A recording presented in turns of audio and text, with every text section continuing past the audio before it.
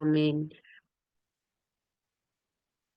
तो आज हम पहला सेशन है ये। तो हमने ऑलरेडी मैंने बताया है कि ये 6 महीने का है और 3 महीने इसमें हम ओल्ड टेस्टमेंट मतलब पुराने नियम के बारे में देखेंगे और 3 महीने नए नियम में जो जो पुस्तक है उनके बारे में मैं पूरा आपको ना आउटलाइन दे दूंगी, ताकि आप जब वो पुस्तक पढ़ रहे हो ना तब आपको समझ में आएगा। एक्चुअली ये बाइबल का कोर्स स्टार्ट करने के लिए एक छोटा उदाहरण मैं बोल के आगे चले जाऊंगी। मैं जब बचपन में मतलब 7th क्लास 8th क्लास में ऐसे नॉर्मली मेरे डैडी पास्टर थे और हमेशा सब मीटिंग्स में हम अटेंड होते थे और मैसेजेस सुनते रहते थे ना। संडे स्कूल भी अटेंड होती थी, सब कुछ हम जाते ही रहते थे। तो क्या हुआ एक बार, बहुत बार मैं मैसेजेस सुनते रह रही थी कि इजराइल लोगों को परमेश्वर ने मिस्र देश से बाहर लेके आया है, जंगल में क्या क्या हुआ है वो सब बताते रहते हैं ना। तो बहुत बार मेरे मन में एक योजना आता था कि ये इजराइल लोगों को मिस्र देश जाने के लिए किसने बोला, और वहां से क्यों परमेश्वर को इतना मुश्किल से उनको बाहर क्यों लेके आना पड़ा करके, वो मुझे हिस्ट्री पता नहीं था क्या है करके।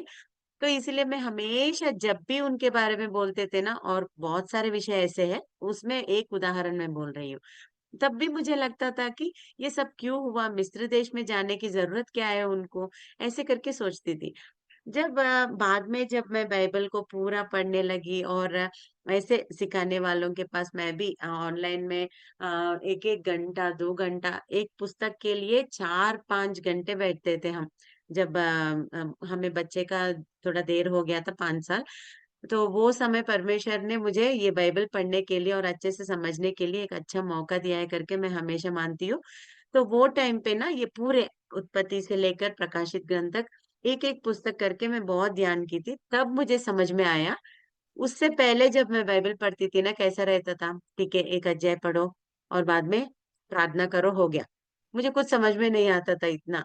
मगर जब मैं पुस्तक को समझने लगी तब क्या हुआ, बहुत आसान हो गया। मतलब जब मैं पढ़ रही थी एक एक अध्याय भी पढ़ूं, मगर ओके उसका इसका लिंक है तो कैसे परमेश्वर का क्या योजना है करके मुझे अच्छे से समझ में आने लगा।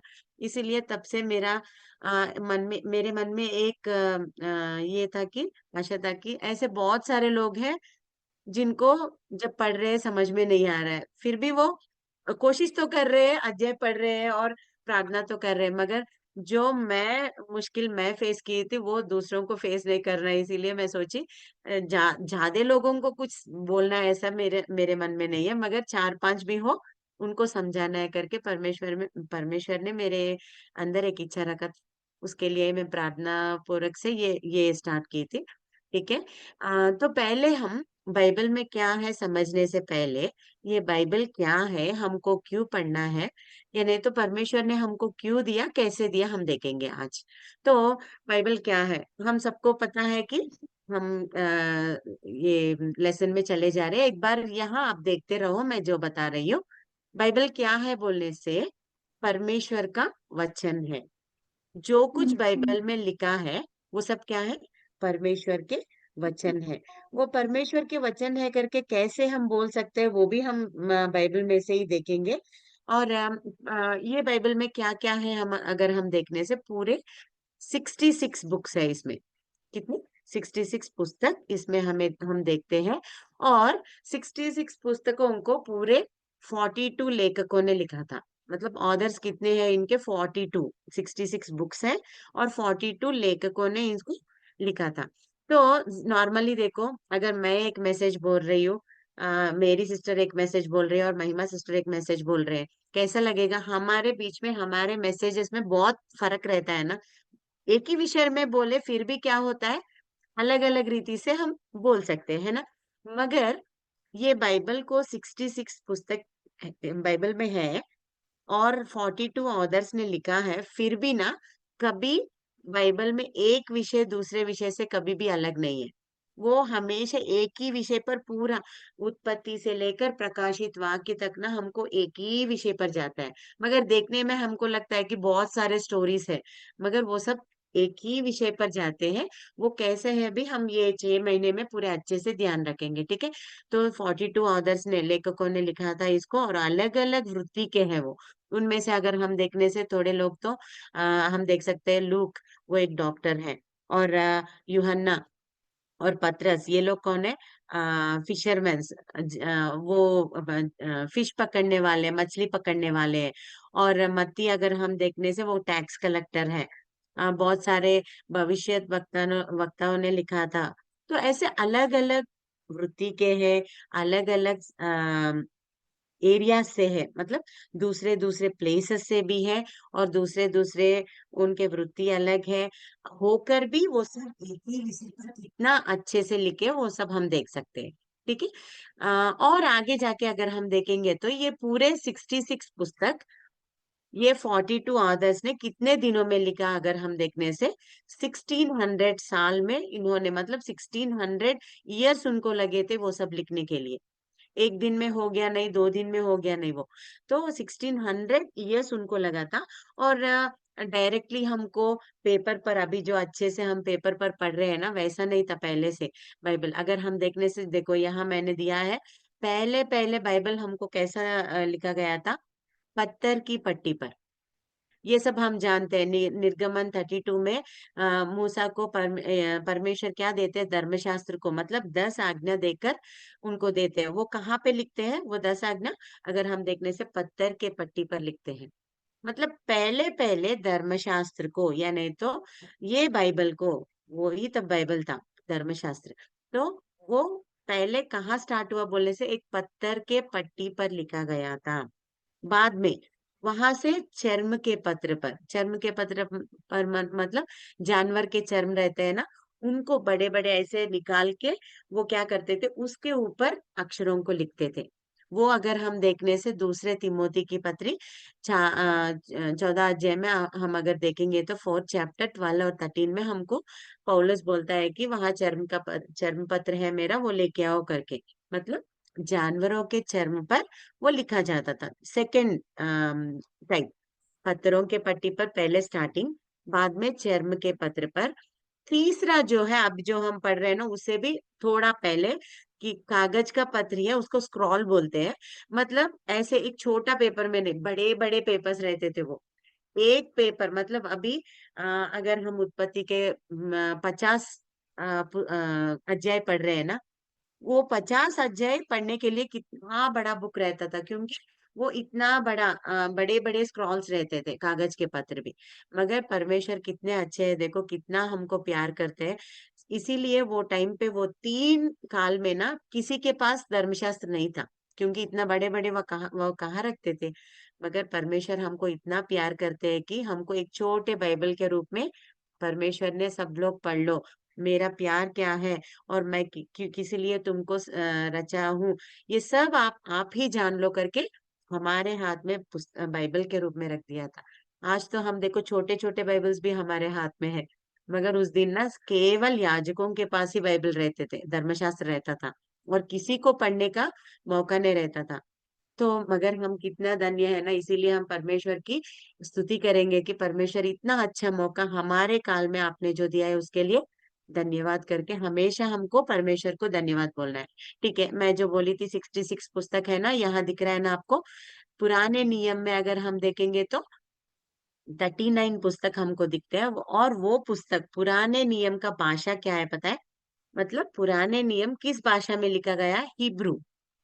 हिब्रू भाषा में लिखा गया था पुराना नियम। 39 बुक्स है उसमें। और नया नियम जो है, मैं ये आपको ना ये जो मैं अभी दिखा रही हूँ ना, वो व्हाट्सएप में आपको नोट्स भेज दूंगी। और नया नियम जो है उसमें 27 पुस्तक हमको दिखाई देता है, और ये जो भाषा है नया नियम का, वो ग्रीक है। पुराना नियम हिब्रू में लिखा गया है, नया नियम जो है वो ग्रीक में लिखा गया है। पूरे कितने पुस्तक है? 66, 39 प्लस 27, 66 पुस्तक हमको दिखाई दे रहे हैं। ठीक है। और ये जो काल बदल रहे हैं, वो पत्थर के पट्टी से चर्म के पत्र पर आया, उसके बाद कागज के पत्र, मगर बड़े बड़े कागज ना, वैसे जो आया है ना, उससे कैसे कैसे काम करना, हमारे अगर देखने से अभी जो हम देख रहे हैं ना अच्छे से प्रिंटिंग में आ गया है, ये बाइबल जो है प्रिंटिंग में आ गया है। वो किसने किया है? परमेश्वर। कैसे ये सब हमारे इसमें किया है अगर हम देखने से 1455 में, यहाँ मैं लिखी देखो 1455 में जॉन गुटनबर्ग नामक एक जर्मन साइंटिस्ट था। उसने क्या किया है, प्रिंटिंग प्रेस मतलब प्रिंटिंग मिशन को उसने आविष्कार किया था। और उस प्रिंटिंग मिशन पर पहला पुस्तक जो उसने छापा था वो क्या है? बाइबल है। मतलब बाइबल की अगर हम इम्पोर्टेंस अगर देखेंगे तो प्रिंटिंग प्रेस जॉन गुटनबर्ग ने 1455 में वो आविष्कार किए थे। और उसके ऊपर पहला जो कागज आया था वो क्या है? बाइबल का ही था। तो वो ऐसे जॉन गुटनबर्ग के सहायता से हमको बाइबल हमारे हाथ में आने के लिए लगा। और यहाँ देखने से बाइबल में अतीत, वर्तमान और भविष्य मतलब पास्ट, प्रेजेंट और फ्यूचर तीनों हमें दिखाई देते हैं। पूरा बाइबल जब हम पढ़ रहे हैं ना, हमको माइंड में रखना है कि हमको उसमें हमारा जो पास्ट है मतलब जो हो गया है वो भी दिखता है, और वर्तमान जो अब हम है वो भी दिखता है, और भविष्य में जो होने वाला है वो भी दिखता है। अगर एग्जाम्पल अगर हम देखेंगे तो जो हो गया है अतीत है वो क्या है? सृष्टि, परमेश्वर ने कैसे सृष्टि किया, मानव को कैसे रचा उनने, और कैसा पतन हो गया था, फिर से परमेश्वर ने कैसे मिलाया यीशु मसीह को भेजकर, ये सब हम बाइबल में देख सकते हैं। उसके बाद वर्तमान, हमारा उद्देश्य क्या है यीशु मसीह को हमारे लिए भेजने के लिए, और हमारे ऊपर इतना प्यार क्यों है, हमको कैसे चला रहे हैं वो सब अभी का भी बाइबल में दिखता है। और भविष्य का मतलब स्वर्ग कैसे हमें जाना है, स्वर्ग को हम कैसे पहुंच सकते हैं, क्या करने से हम स्वर्ग जाएंगे करके भी हमको बाइबल में दिखता है। तो इसीलिए पास्ट, प्रेजेंट और फ्यूचर को दिखाने वाला है बाइबल। ठीक है। तो ठीक है, इतना सारा हम बाइबल के बारे में बोल रहे हैं, और हमने ऐसे भी बोला है कि 42 ऑथर्स ने लिखा है, लेखकों ने इसको लिखा है करके। तो अगर 42 ऑथर्स लिख रहे हैं तो मैंने अभी बोला है ना, मनुष्य लिख रहे हैं तो कैसा रहता है, एक एक का उनके सोच का जो है वो ही लिखते हैं। मगर बाइबल में वैसा नहीं है।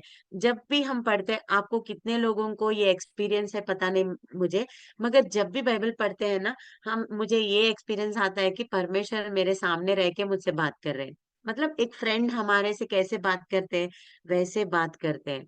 अगर एक मनुष्य इसको लिख रहा है, देखो एक मानव इसको लिख रहा है, तो क्या वो फीलिंग हमको आ सकता है क्या? नहीं ना। मगर वैसे क्यों लग रहा है, अभी कभी तो लिखा है बाइबल, मगर अभी जब मैं पढ़ रही हूँ वैसा लग रहा है कि मैं मुझसे ही परमेश्वर बात कर रहे हैं, मुझसे ही ये बात बोल रहे हैं करके मुझे क्यों लग रहा है? क्योंकि एक बार वो एक वचन हम पढ़ेंगे, किसी के हाथ में अगर हिंदी बाइबल है तो दूसरा पत्रस पहला अध्याय 20 और 21 वचन कोई एक पढ़ के सहायता करो ना। दूसरा पत्रस पहला अध्याय 20 और 21 वचन अनम्यूट करके थोड़ा एक बार पढ़ के मुझे सहायता करो। सेकंड पत्र से रखो 1:20-21 अम्मा। पर पहले यह जान लो कि पवित्र शास्त्र की कोई भी भविष्यवाणी किसी के अपने ही विचारधारा और आधार पर पूर्ण नहीं होती, क्योंकि कोई भी भविष्यवाणी मनुष्य की इच्छा से कभी नहीं हुई, पर भक्त जन पवित्र आत्मा के द्वारा उभारे जाकर परमेश्वर की ओर से बोलते थे। थैंक यू अम्मा। यहाँ अगर देखने से क्या हमें दिखाई दे रहा है, ये पवित्र शास्त्र जो है मनुष्य के विचारों से आया नहीं है, बल्कि कैसे आया है?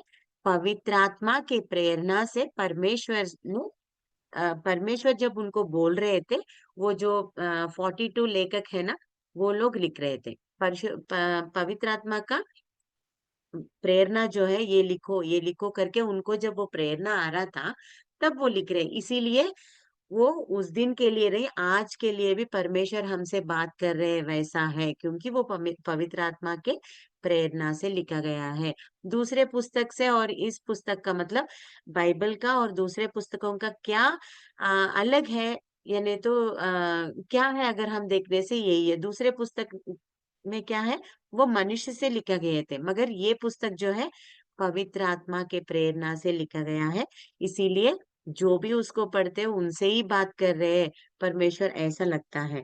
तो इसीलिए हम इसको ऐसा नहीं सोचना है कि ये मनुष्य से लिखा गया है, ये हमसे क्या बात करेगा या नहीं। तो ये बाइबल हमारे विचारों को कैसे हमारे विचार को कैसे जान सकता है, ऐसे नहीं सोचना है। ये पवित्र आत्मा के प्रेरणा से लिखा गया है, इसीलिए परमेश्वर हमारे लिए लिखा हुआ पत्र है। ठीक है, कैसे पढ़ना है इसको? हर दिन पढ़ना है। देखो हम बहुत बार क्या करते हैं, पहले छोटी थी तब मैं भी क्या करती थी, जाके एक कैलेंडर में एक वचन देखती थी, ओके ठीक है, ये परमेश्वर की बात मेरे लिए आज के लिए। मगर वैसे पढ़ने से हमको कुछ भी समझ में नहीं आता है। हर दिन हमको परमेश्वर के वचन पढ़ना है। थोड़े थोड़े लोग तो न्यू ईयर में एक बार लेते हैं, या नहीं तो 4-5 महीने में एक बार लेते हैं। वैसे पढ़ने से हमको कुछ भी समझ में नहीं आएगा। बल्कि हर दिन अगर एक के बाद एक अध्याय के बाद एक अध्याय, मतलब कंटिन्यूअसली हमको पढ़ना है। यहाँ एक पढ़ो, उत्पत्ति में एक अध्याय, और जाके फिर से मत्ती सुसमाचार या नहीं तो यूहन्ना में पढ़ रहे हो तो कुछ भी समझ में नहीं आएगा। एक ऑर्डर में हमको पढ़ना है। अगर स्टार्ट कर रहे हो उत्पत्ति से, तो एक अध्याय के बाद दूसरा, तीसरा, वैसे ही हमको कंप्लीट करना है। बाद में मत्ती सुसमाचार, ऐसे। तो अगर वैसे पढ़ेंगे ही तो ही हमको समझ में आएगा। और हर दिन पढ़ना है, ऑर्डर में पढ़ना है। दूसरी बात, अगर हम देखने से, मैंने यहाँ लिखा है देखो, संदर्भ के अनुसार समझना है हमको। बहुत बार क्या होता है, हमको वहां का संदर्भ जो है वो पता नहीं चलता है, और हम पढ़ रहे हैं वो अपने आप को अप्लाई कर लेते हैं, तब बहुत मुश्किल होता है। बहुत बार हम एग्जाम्पल्स भी सुनते हैं ना, कि एक ऐसे ही बाइबल लेके पढ़ रहा था, ऐसे ओपन किया, मतलब एक ऑर्डर में नहीं, नॉर्मली ऐसे खोला था बाइबल और पढ़ रहा है। उसमें उनको दिखाई दिया था, ऐसे जो दिखा है वो ही मेरे लिए करके वो सोच रहा था।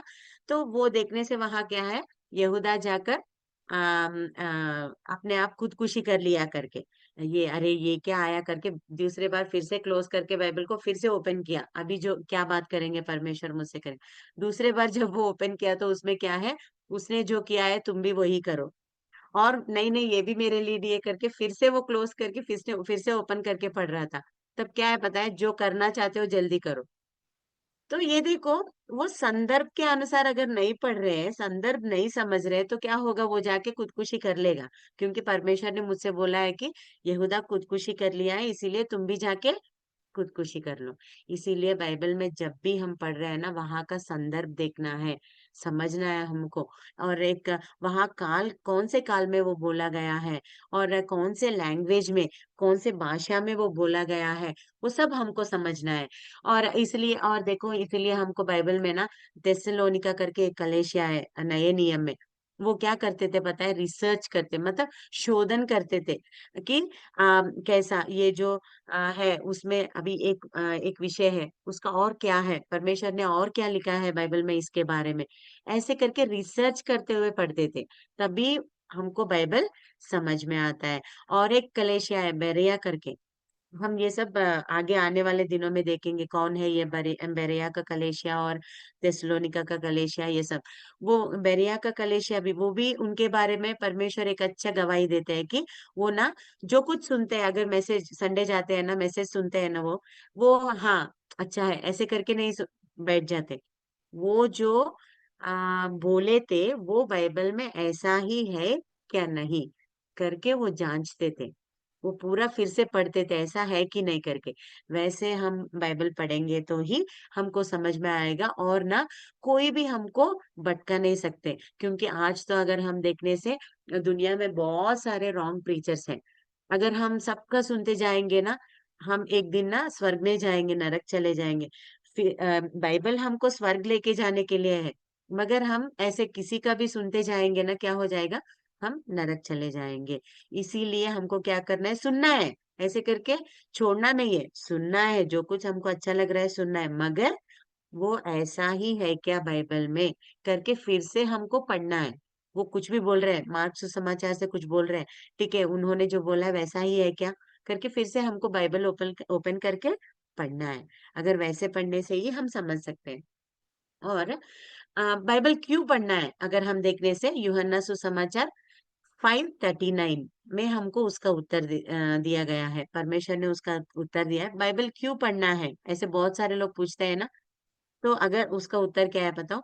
बाइबल पढ़ने से हम स्वर्ग कैसे पहुंचेंगे हमको पता चलेगा, कैसे जीने से, कैसे नहीं जीने से, मतलब क्या करने से क्या नहीं करने से हम स्वर्ग पहुंचेंगे करके, ये सारे विषय हमको बाइबल में रहते हैं। और जब वो हम पढ़ेंगे ना, हमारे हृदय में लेंगे और हम भी स्वर्ग जाने के लिए अपने आप को तैयार करेंगे। ठीक है।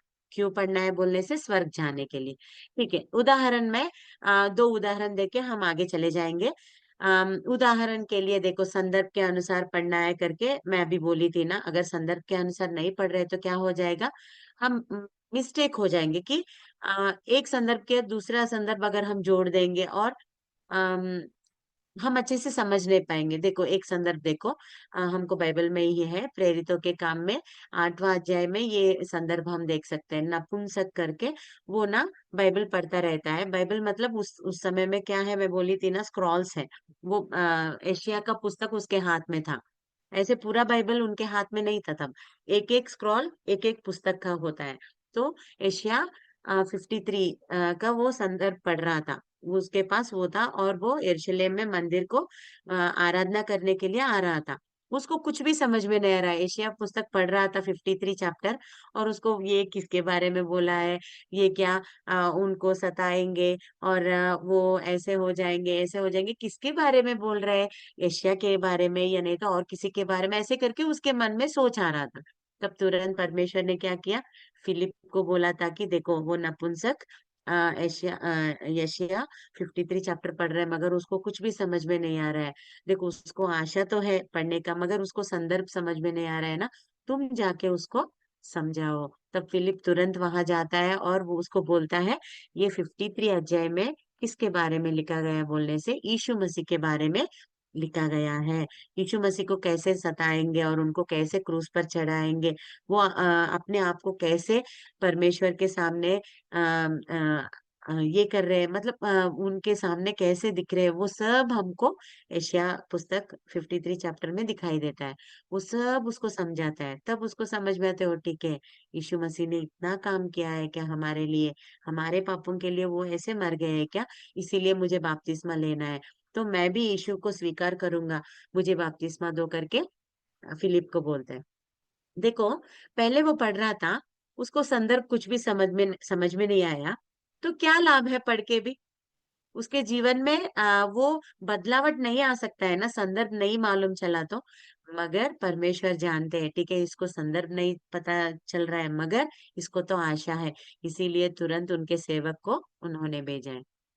इसीलिए हमको ना संदर्भ को जानना है। वो संदर्भ क्या है, अगर हमको पता चलेगा तो हम अच्छे से बाइबल पढ़ सकते हैं और भी परमेश्वर के लिए हम जी सकते हैं। ओके। और अर्थ को भी समझना है। बहुत बार मेनली ना हमको प्रकाशित वाक्य अगर पढ़ेंगे ना, लास्ट पुस्तक जो है ना, आखिरी पुस्तक बाइबल में प्रकाशित वाक्य, वो तो बहुत अलग अलग रीति से लिखा गया है।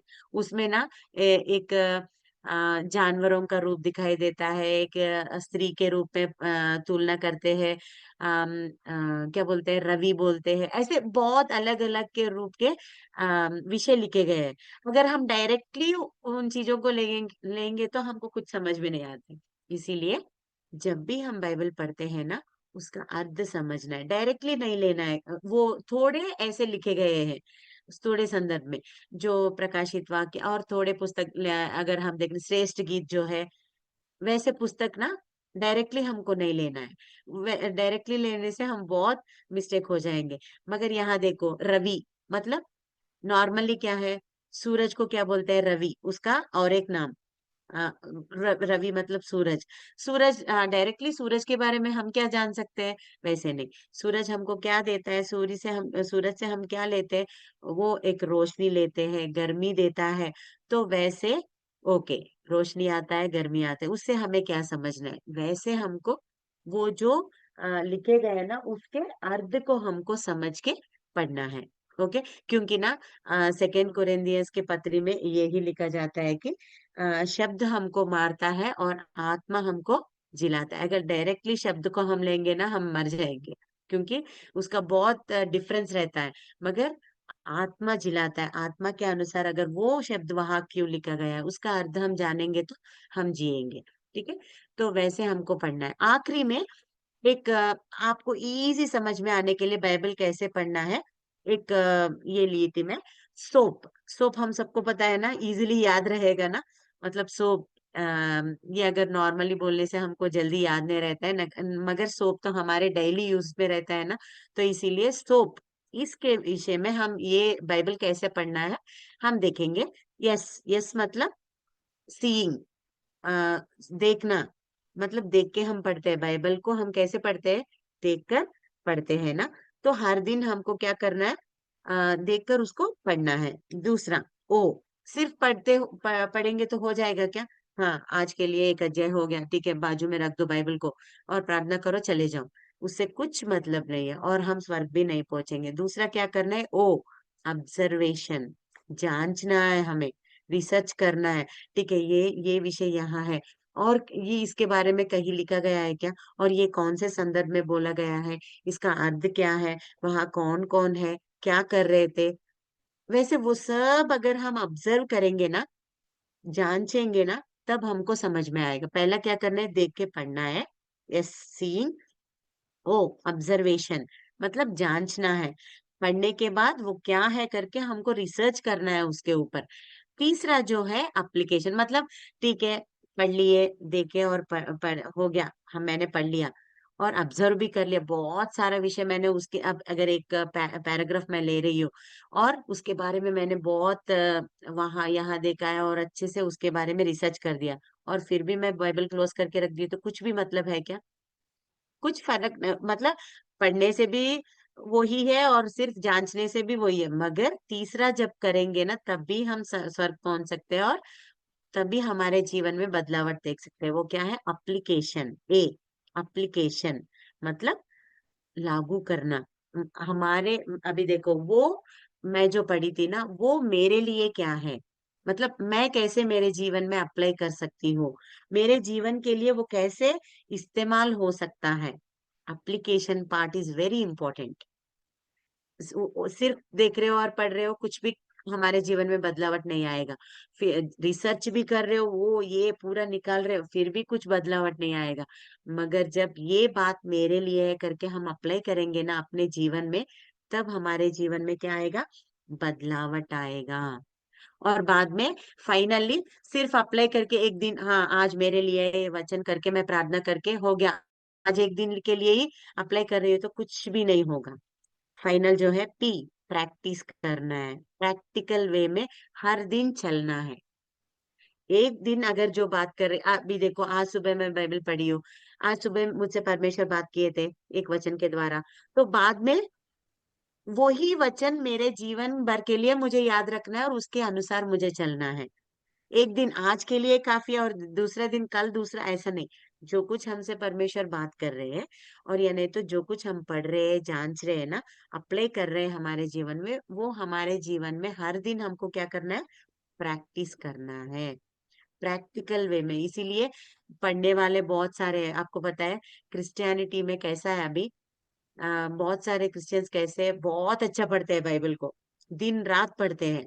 और बहुत सारे लोग ऐसे बहुत रिसर्च भी करने वाले हैं, पता है कितना रिसर्च करते हैं जो हमको भी पता नहीं है, वो लोग जान लेते हैं। फिर भी वैसे वाले भी बहुत सारे लोग हैं और अप्लाई करते हैं, ठीक है ये मेरे लिए है करके लेने वाले भी बहुत सारे हैं। मगर क्रिश्चियंस में कौन कम है पता है, हर दिन चलने वाले प्रैक्टिकल क्रिश्चियंस बहुत कम है। इसीलिए परमेश्वर हमेशा क्या बोलते हैं पता है, तुम्हारे वजह से ही मेरा नाम दूषण हो रहा है, कि सब लोग तुम इतना पढ़ रहे हो, इतना जांच रहे हो, मेरे लिए करके सोच रहे हो, मगर हर दिन उसके अनुसार नहीं चल रहे हो। इसीलिए सब लोग क्या बोल रहे हैं, तुम्हारे परमेश्वर ऐसे ही है क्या, ये क्रिश्चियंस के परमेश्वर ऐसे ही है क्या। इसीलिए क्रिश्चियनिटी मतलब बहुत लोग क्या करते हैं पता है, द्वेष करते हैं पता है सबसे। कल हम एक क्लास में सुन रहे थे, पर्सनल इवेंजलिज्म करके कल एक मीटिंग हुआ था, उसमें वो ब्रदर बोल रहे थे सबसे, मतलब सब रिलीजियंस है ना, इतने सारे रिलीजियस में बेकार रिलीजन कौन सा है बोलने से, क्रिश्चियनिटी। क्योंकि दूसरे लोग ना जो कुछ बोलते हैं थोड़ा डर से करते हैं, मगर हमारे क्रिश्चियंस कैसे है पता है, पढ़ते हैं, ऑब्जर्व करते हैं, मतलब बहुत रिसर्च करते हैं मेरे लिए करके उनको पता है, फिर फाइनल जो पी का है ना, वो कभी भी उनके जीवन में करते नहीं है, और दूसरों को मौका देते हैं कि परमेश्वर की दूषणा करने के लिए। तो इसीलिए हम आज प्रार्थना करेंगे कि परमेश्वर, हम ना चारों विषय में भी परफेक्ट रहेंगे, देखेंगे, देखकर पढ़ेंगे हर दिन, और जांचेंगे, अप्लाई करेंगे अपने आप को, और फोर्थ वन, प्रैक्टिस भी करेंगे। हम हमेशा के लिए हमारे जीवन में प्रैक्टिकल क्रिश्चियंस जैसे जिएंगे। परमेश्वर आप हमको मदद करो करके हम प्रार्थना करेंगे। ठीक है। ये एक छोटी सी प्रार्थना इसके लिए हम करके आगे चले जाएंगे। क्या वो भी एक 10 मिनट में हो जाएगा। पूरा आउटलाइन मैं दे दूंगी बाइबल पे, और नेक्स्ट क्लास से एक एक उत्पत्ति का ग्रंथ, नेक्स्ट क्लास बाद में निर्गमन, वैसे मैं आउटलाइंस दूंगी।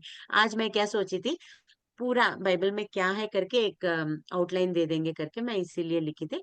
ठीक है, एक छोटा प्रेयर इसके लिए कि परमेश्वर, बाइबल हमारे जीवन में लाने के लिए, मतलब देखो कितना मुश्किल था उस समय पर धर्मशास्त्र को पढ़ने के लिए, किसके हाथ में भी वो नहीं था, मगर आज हमारे हाथों में छोटे पॉकेट बाइबल्स के रूप में भी आ गया है। उस दिन वो लोग देखते थे कब मैं सुनूंगा परमेश्वर का बात, ऐसे करके देखते थे, मगर आज हमारे हाथ में फिर भी हम ना वीकली वंस, हफ्ते में एक बार निकालते हैं। तो परमेश्वर कितना दुख होंगे, इतना मुश्किल करके कितने लोग उसके लिए प्राण त्याग किए, पता है कितने लोग मर गए। एक इंग्लिश ट्रांसलेट किए थे, मतलब वो ग्रीक से इंग्लिश, टिंडेल, विलियम टिंडेल करके एक व्यक्ति था, वो इंग्लिश में ट्रांसलेट किया था बाइबल पूरा। वो ऐसे किया है करके राजा ने उसको, पता है, आग से जलाकर मार दिया है। वो तब भी पूछ रहे थे, तुम बाइबल को जलाने के लिए, मतलब बाइबल को छोड़ दोगे या नहीं तो मर जाओगे, तब भी वो बोला मैं मर जाऊंगा फिर भी ये बाइबल को नहीं छोड़ूंगा। तो उनको भी जला के मार दिया, और वो जो ट्रांसलेट किया था ना वो बाइबल को भी जला दिए थे। बाद में विलियम केरी, वो तो कितना मुश्किल करके वो पूरा ट्रांसलेशन कितने लैंग्वेजेस में किया था। हम वो भी देखेंगे किस किसने कितना मेहनत किया था करके। मगर एक दिन क्या होता है पता है, वो प्रिंटिंग प्रेस पूरा जल जाता है, कितना ट्रांसलेशन सुनने ने किया वो सब जल जाते हैं। फिर भी नहीं, मैं नहीं छोड़ूंगा इस काम को, फिर से मैं करूंगा करके, घर में कितने प्रॉब्लम्स थे फिर भी वो आगे आके ट्रांसलेशंस, क्योंकि सबके हाथ में जाना है, सब लोग इसको पढ़ना है करके वो सोचे थे। देखो इतने सारे लोगों ने अपने प्राणों को देकर हमारे हाथ में आज बाइबल, कौन से, तेलुगु चाहिए, हिंदी चाहिए, मराठी चाहिए, या नहीं तो इंग्लिश, कौन सा भाषा तुमको तुम्हारे मतलब कंफर्ट लैंग्वेज में पढ़ने के लिए दे दिया है ना। अगर हम आज बाइबल नहीं पढ़ रहे हैं तो परमेश्वर कितना दुख होंगे, सोचो। वो लोग हमारे लिए प्राण देने के लिए कुछ मतलब है क्या?